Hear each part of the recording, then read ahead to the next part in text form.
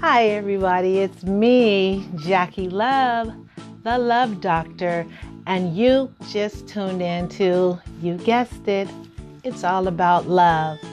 Thank you so much for joining me tonight on the program. We're going to be talking about covetousness and how we covet other people's things and stuff instead of having our own dreams and goals. So if you're just tuning in, I recommend that you get a friend, call a friend, and this is going to be good. Okay, so I always like to start off with a description of covetousness or covet, which is C-O-V-E-T. And in the Webster's Dictionary, reading from my Galaxy tablet, it just gives a brief description saying even with all they have, they covet the wealth of others. And that sounds like something a rich person would do. They're rich, but they still want more. They want the other person's stuff, And that is just crazy, right? But it's a thing that we do. Like, we see somebody else, they seem like, oh, they got it going on. They got a good spouse or boyfriend or girlfriend, and they got a nice car, and they seem pretty happy. They walk down the street holding hands. I wish I could have that, But all in all, you don't know what's going on behind that door. You don't know what it took to get them to hold hands. They may have just made up. And, he may have just kicked her butt, or she may have just kicked his butt, and they made up. And they walking down the street holding hands now. And that's what you see. But then again, they may have a great relationship.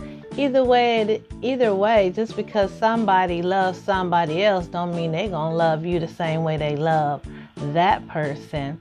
I know that for a fact.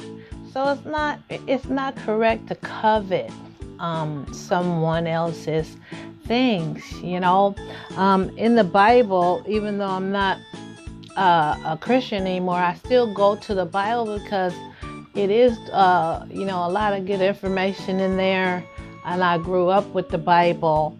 And so it does have a lot of good stuff that teaches us. And the Bible teaches us what coveting is that you should not covet means that we should banish our desires for whatever does not belong to us. Whatever doesn't belong to us. That could be anything. That could be someone else's shoes if you're a youngster and you see somebody with some nice kicks and you like, whoa, I want those. And then you try to steal them from them or something, or you hate on them because they got something nicer because their parents so happen to be able to afford something more. They took the time and saved up, or even put it on their credit card, and so that their kid can look nice at school. And you coveting them and saying, whoa, I like those, I want those for myself. Not another pair, but those particular ones. That is coveting. That is covetousness, okay? Now, that is not a good thing, especially when you are working on yourself and you are wanting to be blessed. You wanting to prosper. You're working the law of attraction, and you're like trusting the universe, trusting God that you, the God of the universe, to open doors for you, enlarge your territory, and make you rich, give you a new pair of kicks, a new car, just make it to where you can pay your rent on time every month. The thing is that when we covet other people's things, I know somebody who said, they would drive past this one house all the time and sit on the corner actually of the house, and they would say, you know what, this is my house. And they would claim that house, and they would pray, and they would imagine themselves in that house. But then guess what? Somebody lives in that house. So that means they're coveting. And that's not wrong. So what would happen if they did get that house? One scenario would be is the person that lived in there may have to lose the house to bankruptcy or maybe they lose their fortune and they have to move out, or maybe they could even die because you're sitting there trusting God and saying all the mantras and the positive statements and words, affirmations to say, that's my house, that's my house, that's my house, that is my house. And you imagine yourself in their house, going in the garage, getting something out of the refrigerator, decorating the house. And all in all, you're messing something up because we're all connected. You could be causing some kind of interference in their house that will cause them to have some kind of trouble. Now, I would say that what you could do, and we'll talk about this a little bit later more, is that, okay, sure, you like that house. That's a nice pair of shoes. That's a nice car. He got a nice woman, she got a nice boyfriend, husband, or whatever. Instead of saying you want that, how come that can't just be a model of what you want? They have so many of the same cars, so many of the same shoes, You can have your own dreams, your own visions, and not take somebody else's. You can say, whoa, that's a nice house. I like a house similar to that, but where it's clear and free to be mine. I don't want to take it from somebody. I want my own house. I desire my own pair of Nikes, not someone else's shoes where they already been wearing and their parents probably, worked hard to get those. You know what I mean? Or someone else may have had all kind of trials and tribulations in their relationships, and it got to a point where now they're working out good and you see the end result, and now you want what they got. Well, you didn't go through what they had to go through to get that. So that's coveted, and that's not good, because you block your blessings, and in the same time you could be causing problems. Because if you see somebody else's woman or somebody else's man that you want, that's not yours. Now, sometimes some people are not meant to be together, and it could be, in the future, could be your spouse, or it could be meant to be your house or something like that in the future. Maybe they'll move out in 10 years, or maybe those people are, if God said that that's your spouse, then at the appropriate time, if it's not meant to be for them, then it will be. But at the same time, right now, it's not good to be like, oh, I'm claiming this, because unless the Lord specifically said that is, then you don't need to be claiming something that's not yours.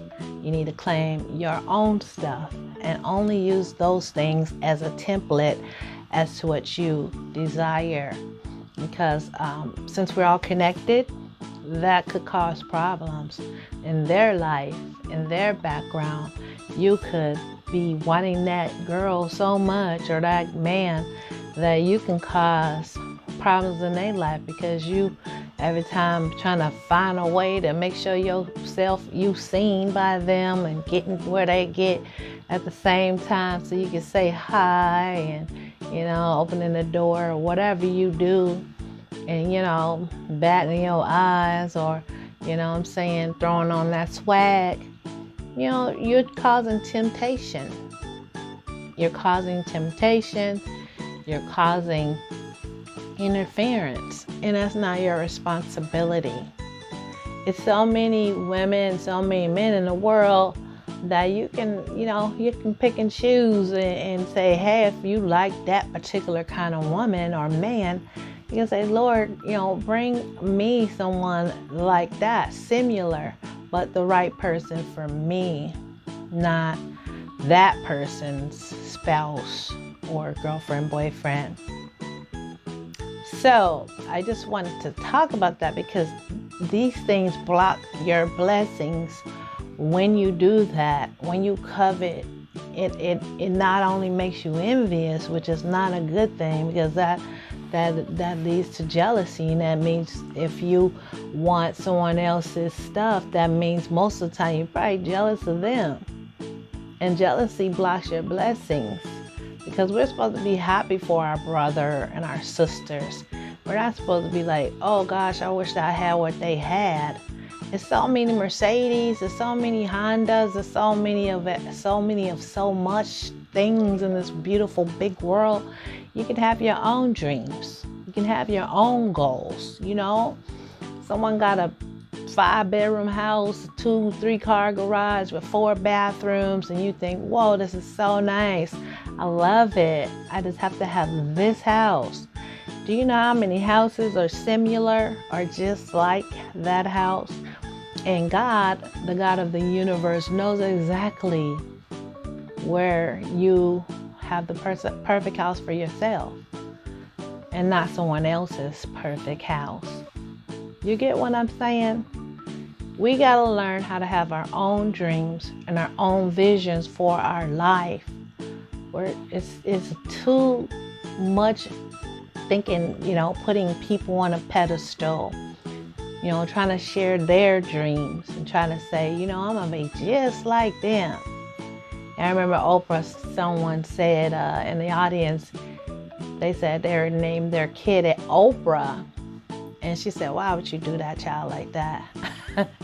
Because basically she's like, I went through a lot of stuff and, I finally got Oprah, being Oprah down pat, why would you want to have somebody be kind of like me, you see the glory, but you don't actually see the story. So it's like, go through your own lessons in life. If you desire a Mercedes, just because your neighbor got that Mercedes, you don't have to have that particular one. They make more. Trust God.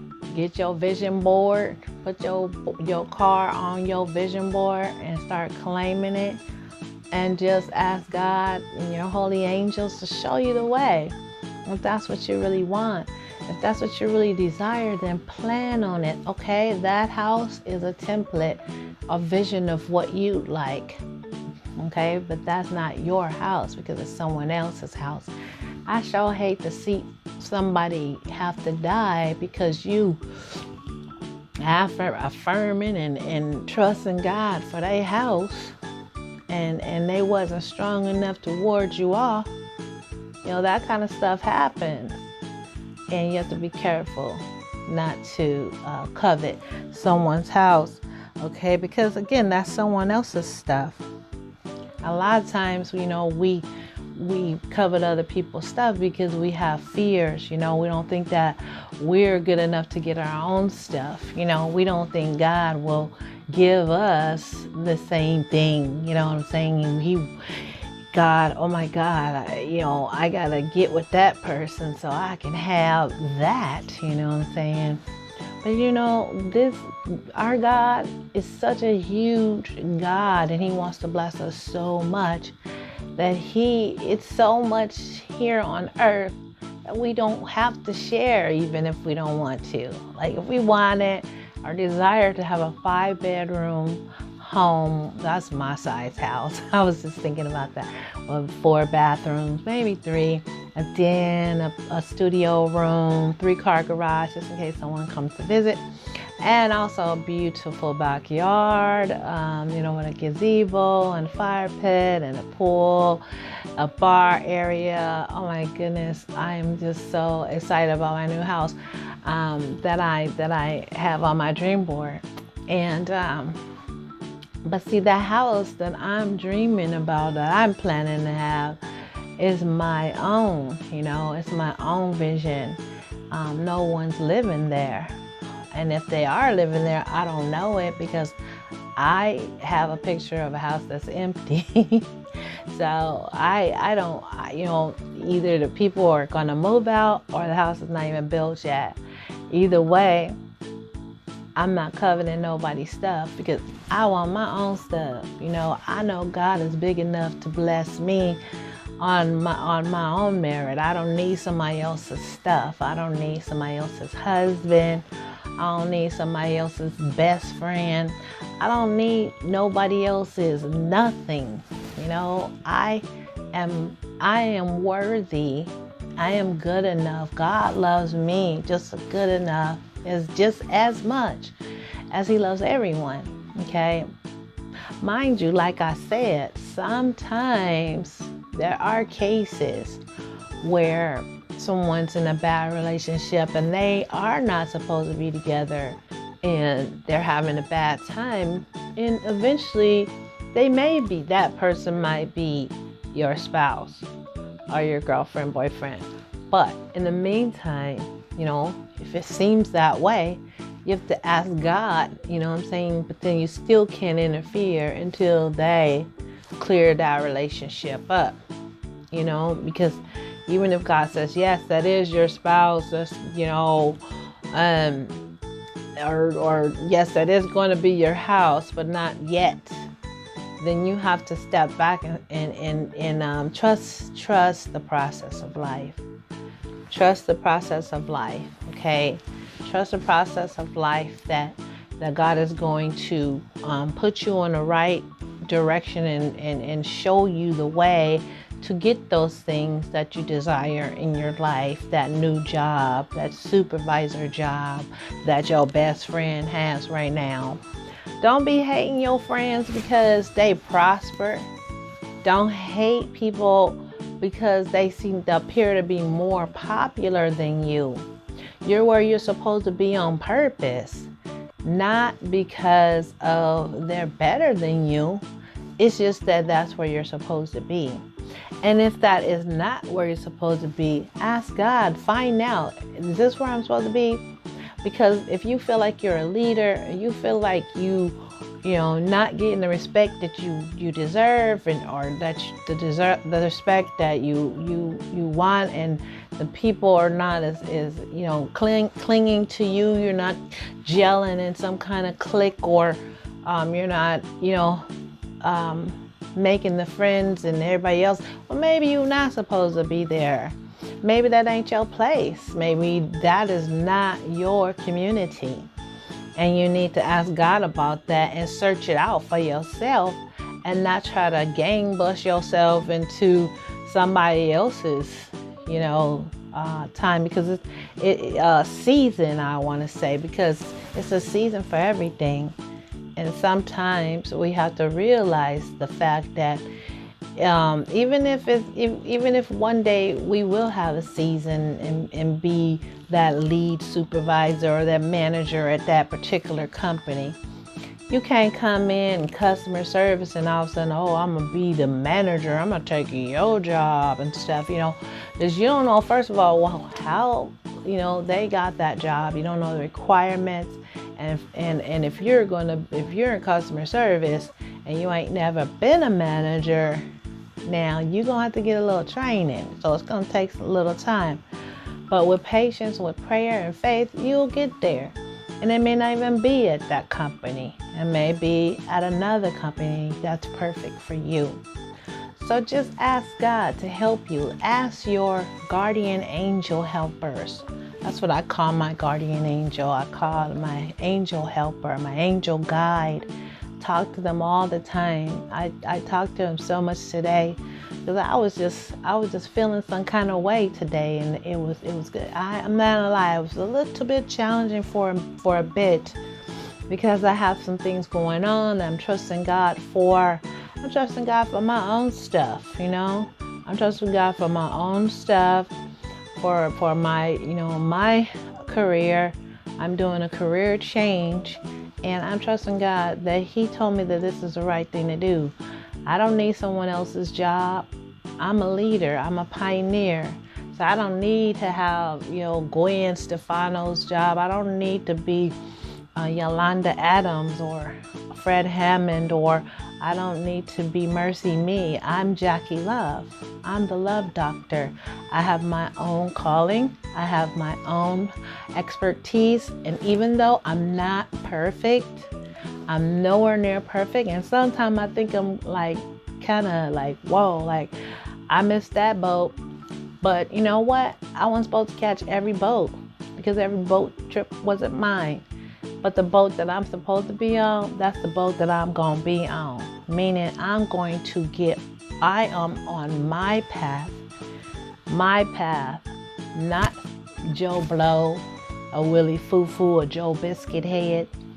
I'm on my path, and I am on the path to greatness.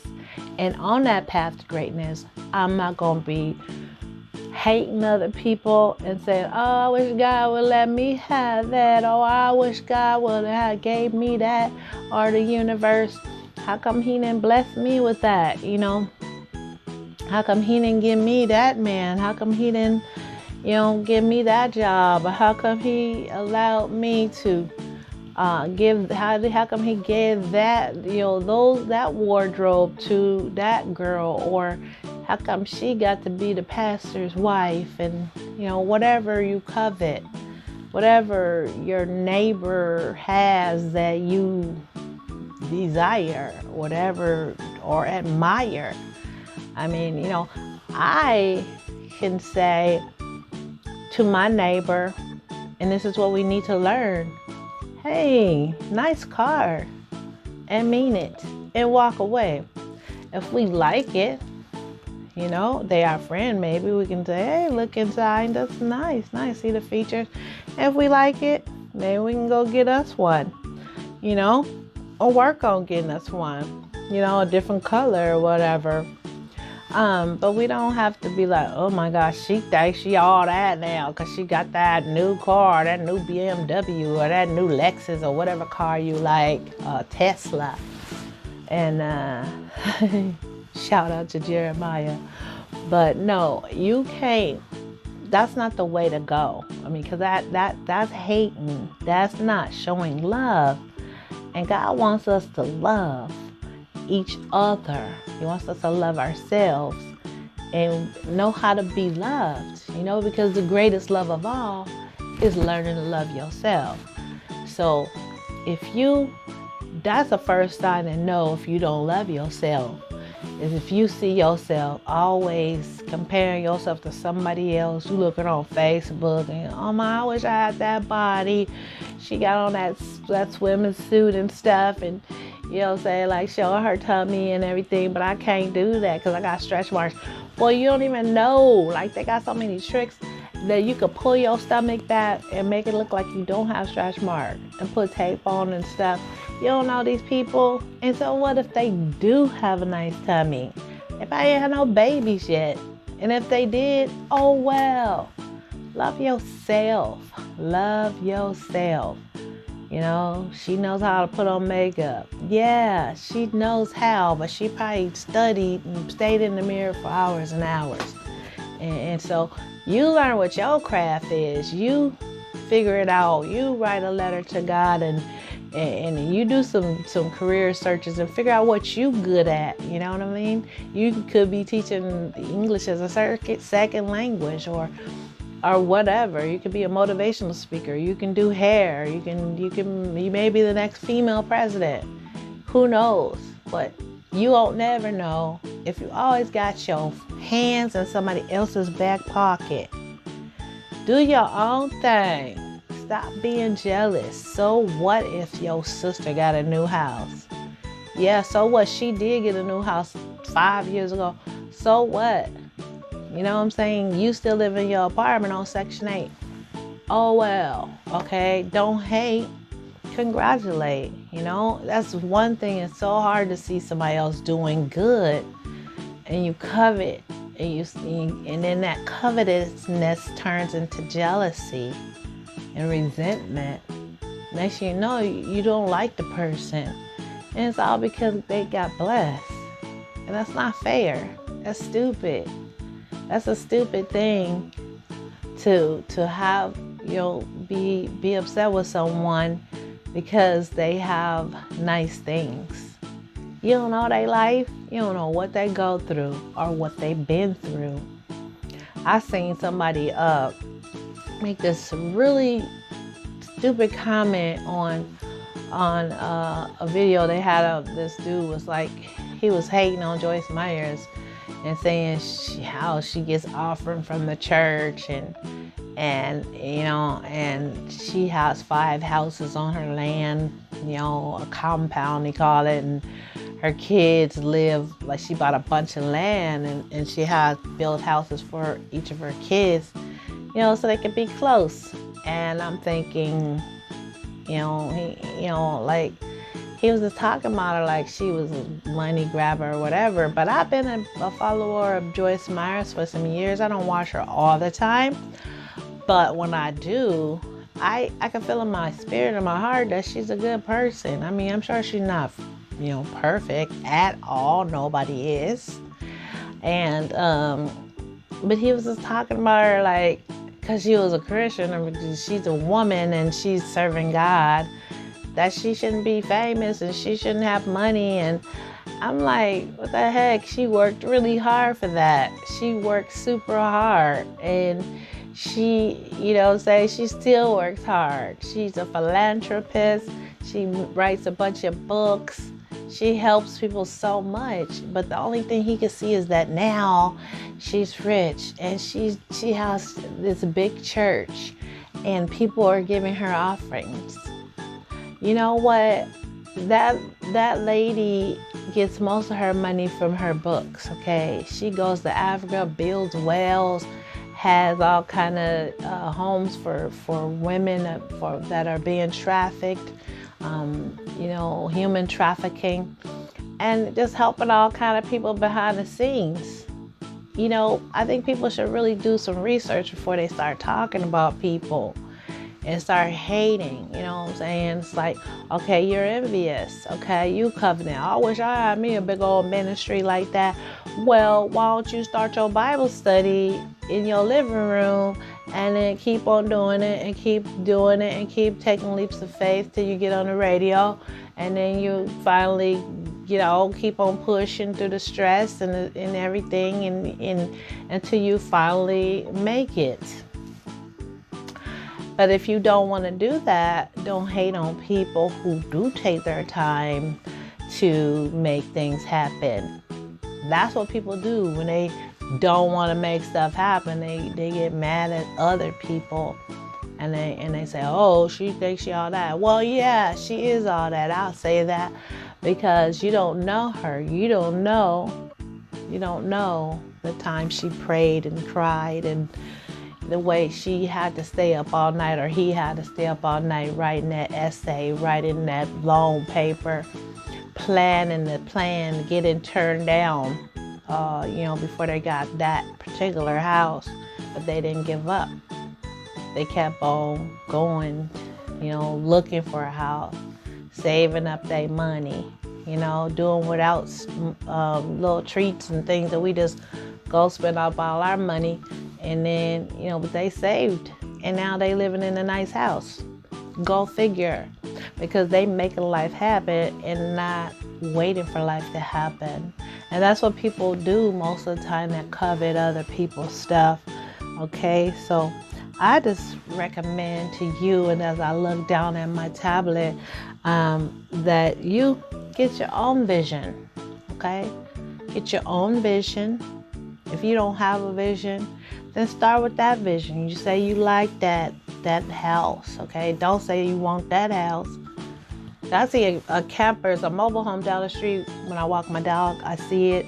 It's so cute. It reminds me of the 70s. So I always wanted a mobile home to travel. I thought it would be romantic, for me and my spouse to drive to the Grand Canyon and go around the world in that, because it's little, but not too little. It has a kitchen, like a couple of beds, and it's just really nice, It just seemed like, back in the 70s, Brady Bunch Day, they used to do, go on those in those RVs and take family vacations, and I just always liked that. And there was one down the street, and I always see it, and I say, you know what, Lord, I like that.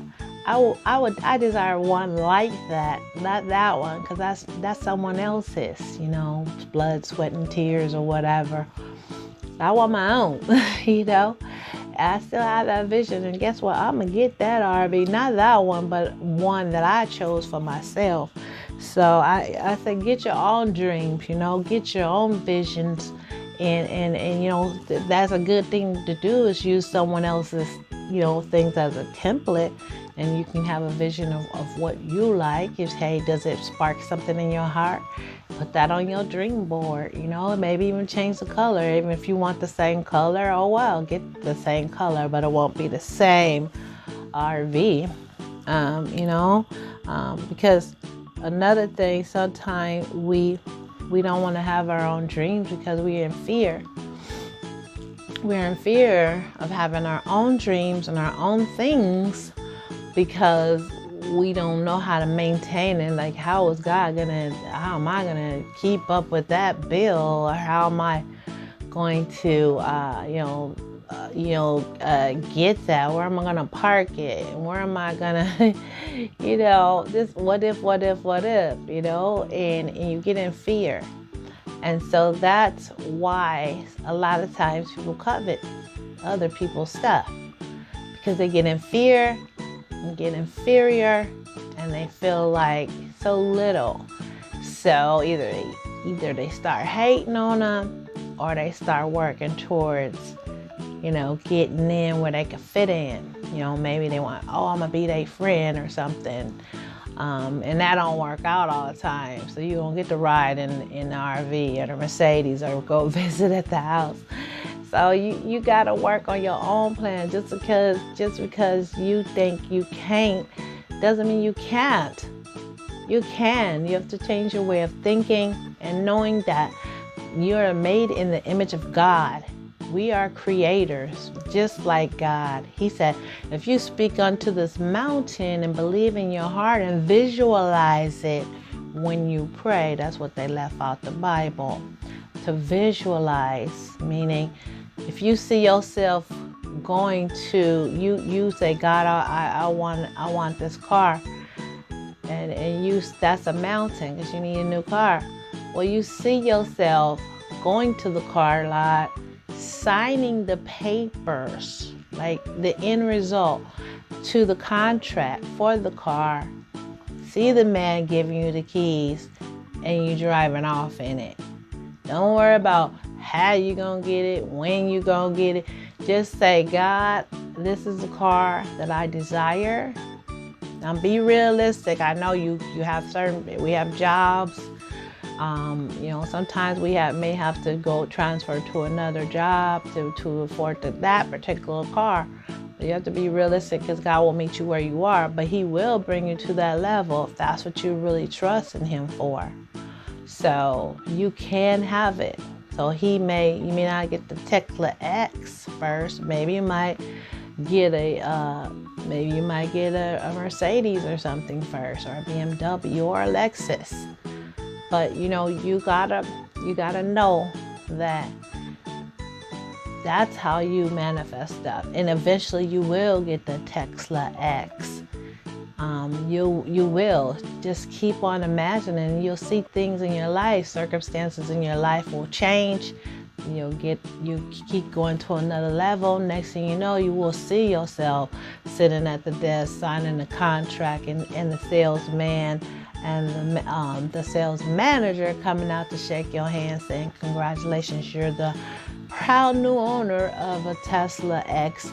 And they put a full tank of gas and washed it up for you and waxed it up for you to go on the road.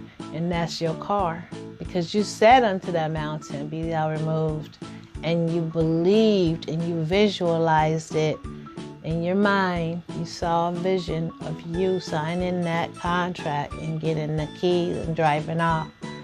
You believed that in your heart and with a smile, and it'll come to pass. Trust me, it works. I've done it with 2 cars already and other things. So you can do that. You can have your own stuff. You don't have to live in fear. You don't have to worry about, you don't have to be a hater. You can be a congratulator. You can show love to your brother when they get new things, when they have a good family life, because you can have the same thing. Sometimes you have to learn your own lessons to get to that point. But if that's what you really desire, that's what you need to talk to God about, and that's what you need to work towards, and He will show you how to reach those goals. Okay, so just before I go, I just want to encourage you. again, to just have your own visions and dreams. You know, you can do it. We're creators. We're made in God's image, and you know, you don't have to worry about if somebody else has something, or they have this or they have that, and you know, if it's yours, it's yours. Even if it is a house, if it's yours, and God says, you know what, that house is yours, but people are living in there right now, then that's one thing. Then God, you know what I'm saying, bless those people and thank God, and whenever it's time for them to move, then it'll just be a perfect transition, you know, because God is a giver of every good and perfect gift. And again, like if it is meant for you to be with a particular person, and you know you're not with them yet, then you know, let God, you know, you just trust God and just keep on going on with your life, and God will work it out to where you guys will be together. But don't covet that person's wife or husband. You know, but if you ask and God told you, then that's another thing. So just stay up, guys, and don't covet people's stuff. I mean, you have your own dreams. Dream your own dreams. You know, because that ain't showing love. And what we're here for is to be loved, love other people, and to be loved. You know, because learning to love yourself, like I said earlier, is the greatest love of all. So if you love yourself, you know you can be happy for somebody else that's prospering in front of you. You know, but don't be a hater. Be a congratulator. You know, and you know, just know that your time is coming. Just believe that. Get your vision. Trust God, and He will bring it to pass, because we are creators. And He said we all we have to do is ask, believe, and receive. So just ask, pray, write it down, journal it, put it on a dream board or a dream book, meaning like, you know, a photo album, put different pictures on the book of what you desire. Look at it every day and just smile and imagine yourself there and or with that item. Now, for somebody else, you know, somebody else's stuff, you know, of course, trust God will give something like the reasonable facsimile of the same thing, but not the same. But and then and just know that you'll see things moving out of the way, and you know, then you'll have that thing that you say that you're desiring. So ask, believe, just knowing, like acting like it's already so, and that's again like acting like it's already so is looking at the dream boards, looking at the dream, you know, book, and imagining, pretending like a child, you know, kids do, having tea parties and stuff. Imagine yourself driving that car. Imagine yourself living in that house. Imagine yourself with a good family life, you know, that you admire about someone else, but your family life. And, you know, believe that. That means imagine, pretend, not like a crazy person, but just know, just see it, visualize it, and then you receive it. You receive it. That is the law of attraction. I mean, but that is just what it is. It's been called other stuff over the millions of years that Earth has been here, but that's what they call it now. And it's just another way of saying you are a creator, because we are creators made in God's image. So that's all my time, guys. It's about 30 something minutes right now. But thank you so much for listening and tuning in to my show. It's all about love. I am offering sessions right now. I am a life coach and a life counselor, or whatever you want to call it. But no, I'm a life coach, and I work with with teaching people how to love themselves, how to be loved, and how to accept love, how to love others rather. So if you want to book a session with me, you need help in your relationships, or you're trying to figure out your life's purpose, give me an email at JackieTurksLove@gmail.com. That is JackieTurksLove@gmail.com, and I will give you the first 45-minute session on the house complimentary, because I'm here to help the world be better. I'm here to help you love yourself so that you can receive love and love others. All right? So thank you so much. Stop coveting if you are. And if you are coveting and you can't help it, then pray about it. And God will help you not do that. That ain't cool. All right? Don't be a hater. All right, then. This is Jackie Love, a.k.a. the Love Doctor. Thank you so much for tuning into It's All About Love. So, because it is all about love. So I'll see you guys next time. Bye-bye.